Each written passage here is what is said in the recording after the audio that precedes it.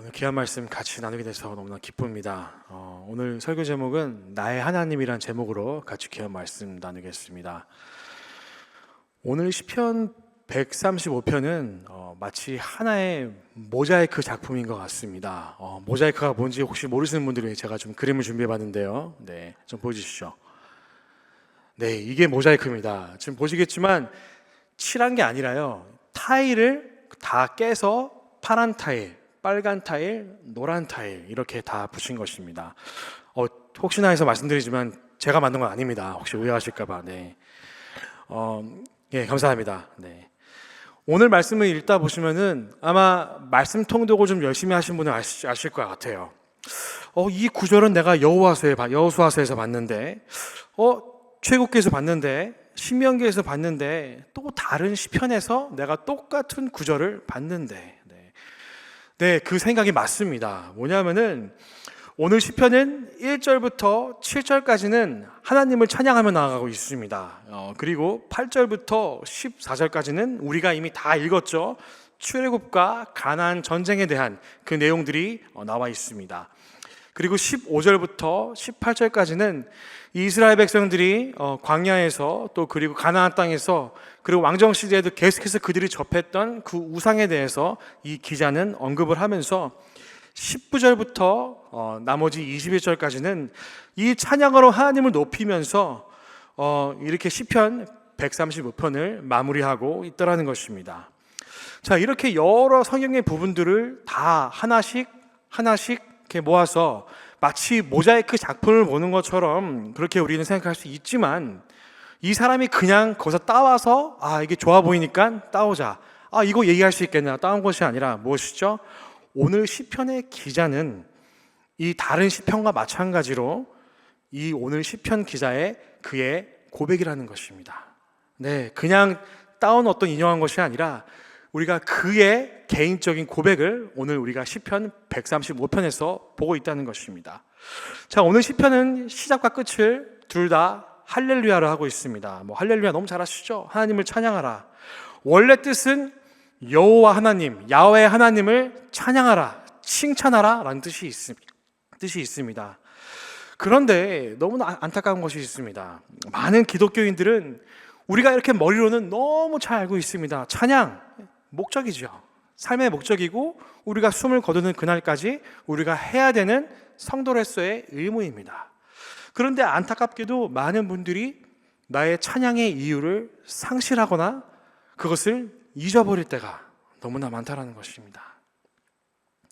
예를 한번 들어볼까요?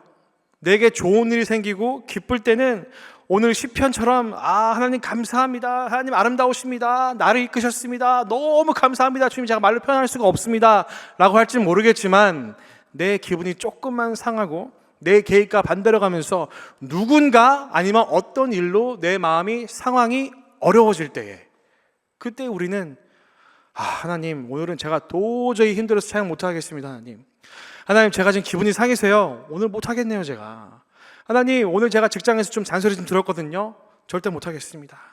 우리 자녀가 제 말 안 듣습니다. 하나님 반항합니다. 제가 감사한 마음이 전혀 없네요. 주님. 우리는 이렇게 또다시 찬양의 이유를 상실할 때가 있더라는 것입니다. 왜 우리는 이렇게 잘 알면서도 찬양하는 것이 우리 삶의 목적이며 얼마나 중요한 것이면 우리가 그렇게 잘 알고 있음에도 왜 우리는 아직까지 우리 감정에 치우치면서 찬양의 목적을, 그 이유를, 찬양할 그 마음을 왜 우리는 잃어버리는 것일까요? 또한 우리가 말씀을 보면서도 마찬가지입니다. 찬양만이 아니라 말씀도 마찬가지인 것 같습니다. 말씀은 읽고는 있어요. 내가 읽었던 말씀이에요. 그 말씀은 읽고 묵상하고 설교를 듣고 내가 기도를 해도 마음에 감동이 없습니다. 왜 그럴까요? 그것은 이 찬양과 말씀 속에 계신 그 하나님이 아직은 나의 하나님이 아니라는 것입니다. 조금 되게 심한 말일 수 있을 것 같아요. 아니 어째서 난 하나님 믿는데 왜 나의 하나님이 아닌 것이냐, 왜 그렇게 말씀을 하시냐라고 할 수 있는데, 만약에 내가 지금 다윗의 시편을 읽고 있습니다. 그런데 아직까지도 다윗의 시편이 그저 다윗은 참 이렇게 하나님을 찬양했구나, 나도 그랬으면 좋겠다, 거기서 멈춰 있다면은, 아니면 내가 너무나 잘 알고 있는 찬송가의 어떤 그 찬송가를 내가 따라 부르고 있는데, 너무 잘 알고 있는데 수백 번 불러봤는데, 이 찬송을 작곡한 사람은 참 그의 삶이 이렇게 은혜가 있었구나 라고 내가 아직까지도 느끼고 있다면, 이것이 나의 고백이 아니라 다른 사람의 고백으로 내가 읽고 부르고 있더라면은 아직은 나의 하나님이 아닌 다른 사람의 하나님이라는 것입니다. 근데 우리는 착각할 때가 있습니다. 마음은 속일 수가 없거든요. 근데 마치 우리는 내가 읽기 때문에, 따라 부르기 때문에 나의 하나님이야 착각할 때가 있습니다. 그런데 오늘 우리는 물어봐야 됩니다. 지금 나의 마음은 어떻습니까? 말씀을 읽는 중에, 찬양을 듣는 중에, 찬양을 부르는 중에, 예배를 드리는 중에, 기도하는 중에, 묵상하는 중에 내 마음은 어떻습니까? 오늘 우리 스스로에게 우리가 한번 해봐야 되는 질문이라는 것입니다. 오늘 저희는 이 말씀을 통하여서 지금까지라도 내가 만약에 누구의 다른 시, 누구의 다른 어떤 경험담, 내가 그렇게 말씀을 읽고 있었다, 아니면 어떤 찬양의 시가, 어떤 찬양이 나의 찬양이 아니라 여전히 어떤 다른 사람이 경험한 그 사람이 쓴 시의 찬양이다, 그렇게 느끼고 있다면 오늘 말씀을 통해 우리가 그 한계를 뛰어넘어서 이제는 말씀 가운데, 찬양 가운데 지금도 우리와 함께 하시는 그 하나님을 이제는 나의 하나님이라고 고백할 수 있는 여기 계신 모든 분들이 되시기를 이 시간 주님의 이름으로 축복드립니다. 자, 오늘 하루가 좀 어떠셨나요? 네, 우리 옆에 분 한번 물어볼까요? 옆에 분들에게 오늘 하루가 어떠셨습니까? 네, 이렇게 시키면 꼭 아는 분들이 계시더라고요, 진짜. 네, 제가 지금 다 보고 있습니다, 위에서. 네. 아마 집에 계시는 우리 어머니들은 이제 아이들이 방학이라 했기 때문에 아침부터 밥 하셔야 되잖아요, 그렇죠? 네, 말도 안 듣고 빨래 가면 더 늘어나고, 또 우리 아버지들은 당연히 직장에 나가서 또 일을 하시면서 눈치도 봐야 되고 업무도 해야 되고 경쟁도 하셔야 되고, 그게 우리 삶입니다. 오늘 삶이 어떠셨나요? 전쟁 같으셨나요? 아니면 평안하셨나요? 이렇게 우리는 나의 삶을 돌아볼 수 있습니다. 혹시 나의 삶을 돌아봤을 때, 오늘 하루만 내가 돌아봤을 때에 그렇게 전쟁 같은, 그렇게 바쁜 각박한 그 하루 가운데에 내가 지금 이 자리에 앉아 있는 것 너무 놀랍지 않습니까? 전 놀랍습니다. 지금도요. 저라는 사람이 어떻게 신앙을 공부하고 사역자가 되어서 어떻게 말씀을 전할 수 있을까? 전 지금도 제가 기적 같은 삶을 사는 것 같습니다. 솔직히 볼까요? 우리 집에서 그냥 쉴 수 있습니다. 그렇죠? 넷플릭스 좀 틀어놓고 맛있는 거 먹으면서 시원한 에어컨 바람 쐬면서, 그렇죠? 네. 그런데 우리는 그것들을 다 포기하고 이 자리에 지금 나와 있습니다. 내가 어떻게 이 자리에 나왔을까요? 오늘 시편 저자는 1절부터 3절까지 하나님의 이름을 찬양하는 그 찬양을 계속해서 시를 쓰면서 이 4절에서 왜 내가 하나님을 이처럼 찬양하는가, 그 첫 번째 이유를 밝히고 있습니다. 부탁드리겠습니다. 다 같이 한번 읽어볼까요? 시작. 여호와께서 자기를 위하여 야곱 곧 이스라엘을 자기의 특별한 소유로 택하셨음이로다. 아멘. 자, 이 말씀 우리 마찬가지입니다.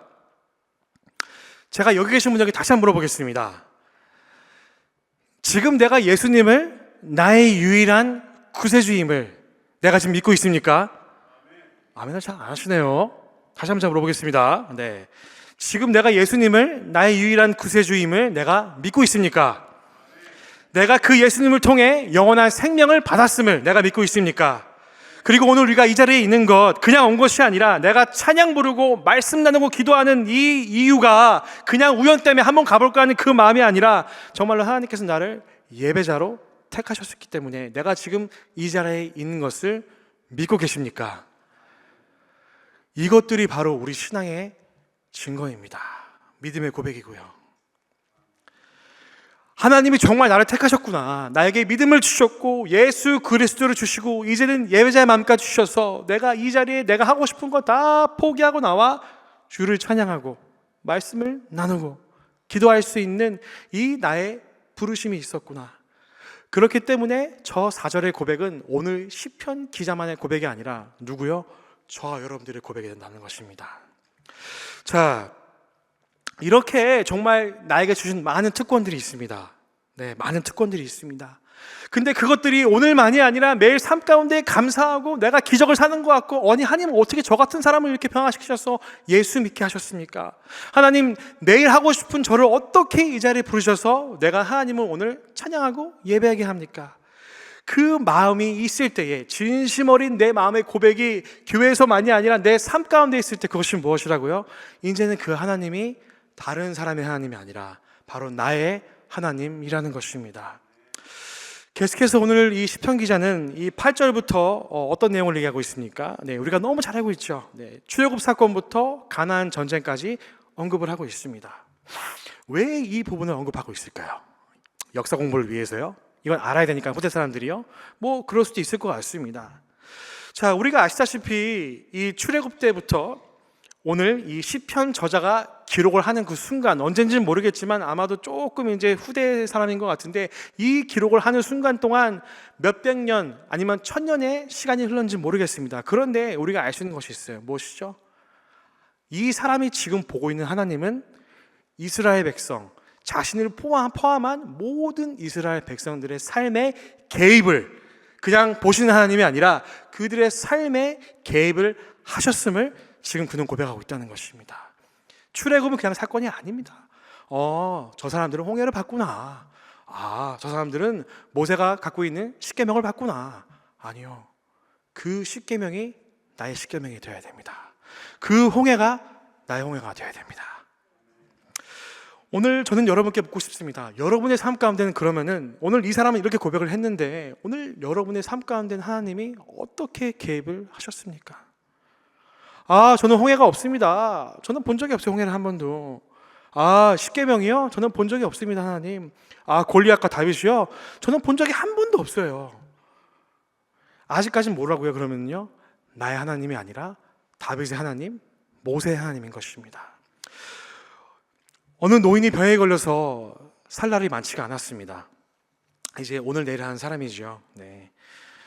그는 그 삶을 그 자신의 이제 얼마 남지 않음을 알고서 어떤 목사님에게 신방을 요청했습니다. 그런데 그 노인의 방에는 침대 옆에 한 의자가 있었습니다. 그런데 그 의자가 그냥 있는 것이 아니라 누군가가 마치 왔다 간 것처럼 그 흔적, 그런 각도에 놓여 있는 그 의자가 있었습니다. 그때 목사님은 노인에게 이렇게 얘기했습니다. 아니, 제가 오기 전에 누가 왔다 가셨네요. 노인 할아버지가 이렇게 얘기했습니다. 내가 아파서 기도도 안 되고 내 마음이 심란할 때에 내가 가까운 목사님에게 급하게 요청을 했습니다, 신방을. 그럴 때 그 목사님이 내 얘기를 들으시더니 이렇게 말씀하시더라고요. 할아버지, 이렇게 한번 해보시죠. 집안에 의자가 있다면은 그 의자를 할아버지 침대 옆에 한번 두어보십시오. 그리고 하나님이 거기에 앉아 계시다고 그렇게 마음을 가져보십시오. 그리고 하나님이 진짜 계신 것처럼, 친구처럼 하나님께 말씀하시고 편하게 한번 기대어 보세요라고 얘기했습니다. 그래서 그 할아버지는 그 목사님 말씀을 듣고 그렇게 한 것입니다. 그리고 오늘 신방 온 그 목사님은 돌아갔습니다. 근데 며칠 후에 그 따님이 이 목사님을 찾아왔습니다. 근데 그냥 오는 것이 아니라 눈물을 흘리면서 왔습니다. 왜 눈물을 흘렸냐? 목사님, 우리 아버지가 돌아가셨습니다. 그런데 우리 아버지의 그 얼굴은 너무나 평안했습니다. 그 누워서 그 평안한 표정 가운데에 그 아버지의 손은 침대 옆에 있는 그 의자 위에 있었습니다. 라고 목사님께 말했습니다. 네. 저는 이 예화를 통해서, 그래, 맞다. 내 하나님은 지금 어디에 계신가? 내 옆에 계심에도, 내 마음에 계심에도 여전히 그 하나님이 민효식의 하나님이 아니라 혹시 다른 사람의 하나님이 아닐까? 저는 그 제 마음을 돌아보면서 내 옆에 계신, 내 마음속에 계신 나의 하나님을 제가 다시 한번 붙들 수 있었습니다. 그런데 안타까운 것이 있습니다. 우리는 여전히 나의 하나님은 내 일이 잘 풀리고 내가 원하는 것이 다 이루어지고 내 순리대로 갈 때에 비로소 우리는 나의 하나님 살아계시는군요.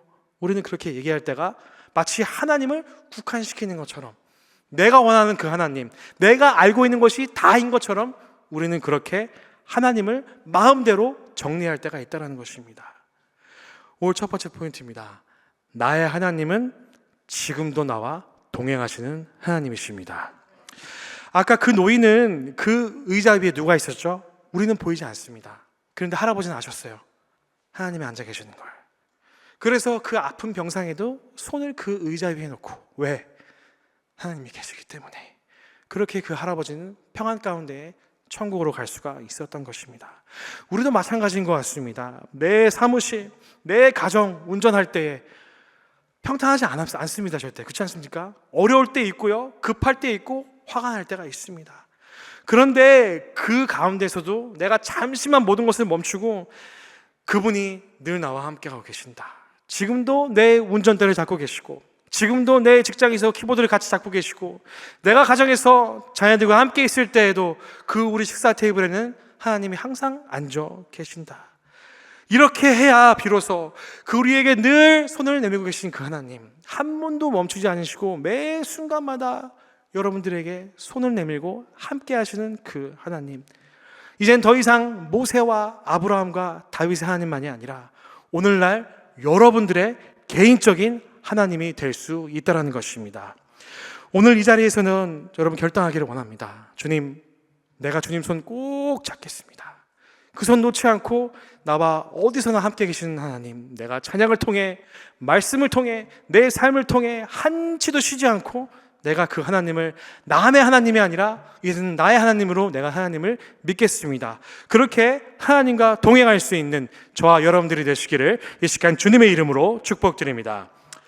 제가 요즘 읽고 있는 책이 있습니다. Answering God, 시편을 묵상하다 보니까 이 Answering God이라는 유진 피터슨 목사님, 유명하신 분이죠. 그분이 쓰신 책이 있습니다. 시편에 대해서 Answering God. 저는 좀 제가 강추하고 싶은데 이 책을요, 이분이 이렇게 서대에 말씀하셨어요. 시편을 올바르게 완전히 내가 이것을 이해하려면은 이 저자가 어떠한 상황에서 어떠한 마음으로 고백을 하였는지 내가 확실하게 알아야 한다. 그렇게 그 목사님이 책에 쓰셨습니다. 내가 시편을 묵상하면서 이 시편 기자는 참 글을 잘 쓰는구나, 표현이 좋구나, 이 시편은 참 좋네, 이게 끝이 아니라 이 사람이 정말 어떤 마음으로 찬양했을까, 이 사람이 어떤 마음으로 이렇게 하나님께 무릎을 꿇었을까, 이 사람이 어떤 마음으로 어떤 상황에서 하나님께 이렇게 회개하고 있을까, 그 사람은 도대체 어떻게 하나님을 고백하였기에, 그 사람의 하나님은 어떤 하나님이기에 이렇게 고백할 수 있을까? 이런 관점으로 우리가 시편에 있는 모든 150편의 시편을 묵상을 해야 한다는 것입니다. 자, 예를 들어 보겠습니다. 우리가 이제 떠오를 수가 있는 거 있죠. 어떤 장소로 떠올릴 수 있고요, 그렇죠? 네, 인물, 노래, 책, 뭐 이런 것도 우리가 항상 떠올릴 수 있습니다. 그렇다면 우리가 이미지가 있기 때문에 어떠한 장소를 생각하면은 거기 느낌이 있습니다, 그렇죠? 하와이의 바다는 아름답습니다. 네. 이 노래는 지금 선율이 아주 애절합니다. 네. 어떤 인물을 떠오를 때 그의 씩씩함이 생각이 납니다. 어떤 책을 읽었는데 거기 있는 그 수필, 그 글이 너무나 순수하고 내 마음에 다가옵니다. 우리는 어떤 것을 떠올릴 때 이렇게 연상되는 그 느낌이 있다는 것입니다. 자, 그렇다면은 지금 여기 계신 모든 분들, 하나님의 이름을 떠올리실 때에 어떠한 느낌이 계십니까? 이거 한번 생각해 보셔야 될 것 같아요. 나의 하나님, 민요시기의 하나님은 누군가 나한테, 자, 효시가 너는 지금 너의 하나님은 어떤 분이시냐 했었을 때, 그분은 위대하시고 그분은 담대하시고, 이렇게 우리의 고백이 말만이 아니라 내 마음으로 느껴서 지금 웃고 있는 상황에서도 내가 눈물을 흘리면서 그분의 위대하심, 나를 돌보심, 거기에 감사해서 찬양의 마음으로 우리가 나의 하나님을 고백할 수 있어야 한다는 것입니다. 자, 이 구약에 이 이스라엘을 제외한 다른 나라들은 그들만의 신들이 있었고 그들만의 신화가 있었습니다. 우리가 참 많은 우상들을 봤습니다. 아세라 여신도 봤고요, 또 바알신 제일 많이 나오죠. 몰렉신도 있었고 여러 신들이 있습니다. 자, 이 신화는 사람이 만들어낸 것입니다. 자기들의 편리를 위해, 거기에 의지하고 복을 받기 위해 동물이나 자연을 본떠서 만들었습니다. 네, 한국에도 그런 이 토덕 시장들이 많이 있죠. 뭐 지금 전 세계 많이 있습니다. 네. 오늘 말씀 보니까요, 이 15절부터 18절까지 우상에 대해 나와 있습니다. 이 우상이 어땠습니까? 네, 우상은 오늘 말씀처럼 입이 있어도 말하지 못합니다. 눈이 있어도 보지 못합니다. 귀가 있어도 들을 수가 없습니다. 입이 있지만 호흡도 하지 못합니다. 무슨 말이죠? 이 우상은 살아있지 않습니다. 우리의 기도를 들을 수가 없습니다. 우리의 아픔에 공감할 수 없습니다. 그리고 우상은 우리의 삶에 같이 동행할 수도 없습니다. 우상은 죽어 있습니다. 우리가 성경에서 이 큰 일 하나 들어볼 수 있죠. 네, 너무 잘 하시는 얘기겠지만 제가 이 얘기를 참 좋아합니다. 엘리야가 850명의 바알과 아세라 선지자들과 어떻게 했죠? 결투했어요. 갈멜사를 결투했습니다. 그렇죠? 결투했습니다. 이렇게 드리했습니다. 우리가 서로 바알 제단과 우리 하나님 제단을 만들자. 불을 피우지 말고 누구의 하나님이 먼저 응답하는지 우리가 한번 지켜보자라고 온 백성들을 모아놓고 그렇게 엘리야가 선포했습니다. 아마 기억하실 겁니다. 그렇죠? 이 바알 선지자들은 춤을 추고 자해를 하고 온갖 아주 쇼를 하면서 온갖 몸부림을 쳤습니다. 그런데 그들의 제단에는 아무런 응답이 없었습니다. 그런데 이 엘리야의 제단, 그가 하나님께 기도를 하자 어떻게 됐죠? 물을 부어서 불이 붙을 수 없는 상황인데 불이 모든 도랑에 있는 물까지 다 싹 다 태워버렸습니다. 이것이 무엇입니까? 하나님은 살아계셨다는 겁니다. 그 엘리야의 하나님은 성경에 있는 그 옛날의 하나님이 아닙니다. 지금도 하나님은 우리 삶에 그렇게 응답하십니다. 내 생각에 눈에는 응답 안 하시는 것 같아요. 하나님 왜 응답 안 하십니까? 하나님 왜 제 말 안 들으세요? 하나님. 그러나 성경이 말하고 있습니다. 내가 너와 함께 하고 있다. 내가 너의 모든 기도를 다 듣고 있다. 이 엘리야가 이렇게 담대하게 결투를 신청할 수 있었던 이유 무엇일까요? 그는 하나님을 경험했습니다. 동굴에서 까마귀의 경험을 했습니다. 사르밧 과부의 집에서 하나님의 약속을 지키심, 그 아들을 살리심을 경험했습니다.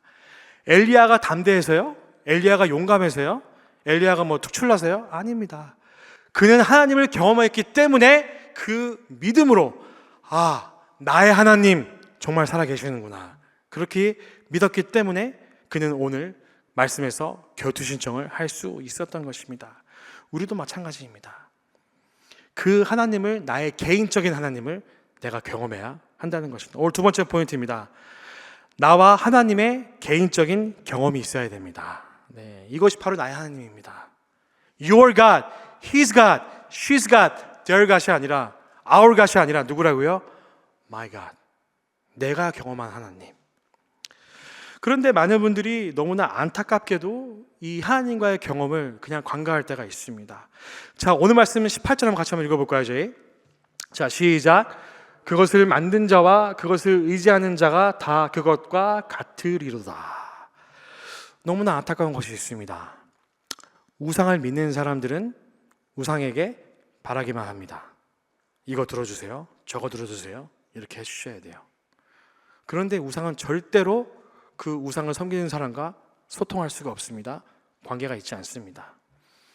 그리고 우상을 섬기는 사람도 내가 복만 받으면은, 내가 빌기만 하면 그것이 다 끝이 나버립니다. 그러나 우리 하나님은 보십니다.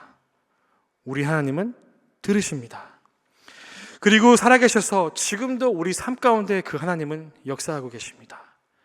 그리고 우리는 그 하나님을 그렇게 아는 것만이 아니라 그 살아계신 하나님과 교제하고 대화하고 동행하고 손잡고 매달리며 그렇게 우리는 지금도 그리고 앞으로도 계속해서 하나님과 개인적으로 경험하며 동행할 수 있다는 것입니다. 제가 좋아하는 찬송가가 참 많이 있는데 제가 그중에 제일 좋아하는 찬송가 하나가 뭐냐면은 저 장미꽃 위에 있을, 제가 너무 좋아하는 찬송시입니다. 후렴에 보니까 다 아시죠? 주가 나와 동행을 하면서 나를 친구 삼으셨네. 우리 서로 받은 그 기쁨은 알 사람이 없도다. 이 찬송시를 제가 때로 내 마음이 어려울 때에, 내 상황이 힘들 때에, 때로는 산책을 하면서, 때로는 방 안에서, 때로는 내가 기타를 치면서 이 찬송을 부를 때에 저는 나의 하나님을 만났습니다. 정말 이 가사가 맞는 것 같습니다. 이 하나님과의 동행함은요, 그 누구도 나밖에는 알 수가 없습니다.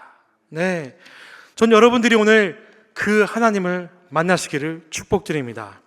그리고 그것을 만나는 것만이 아니라 그 하나님과 늘 동행하고 경험하시는 그 하나님을 붙드시기를, 나의 하나님, 다른 사람의 하나님이 아니라 내 배우자, 자녀, 목사님의 하나님이 아니라 내 누구누구의 하나님, 그 하나님을 경험하시기를, 그 하나님을 고백하시기를 축복드립니다.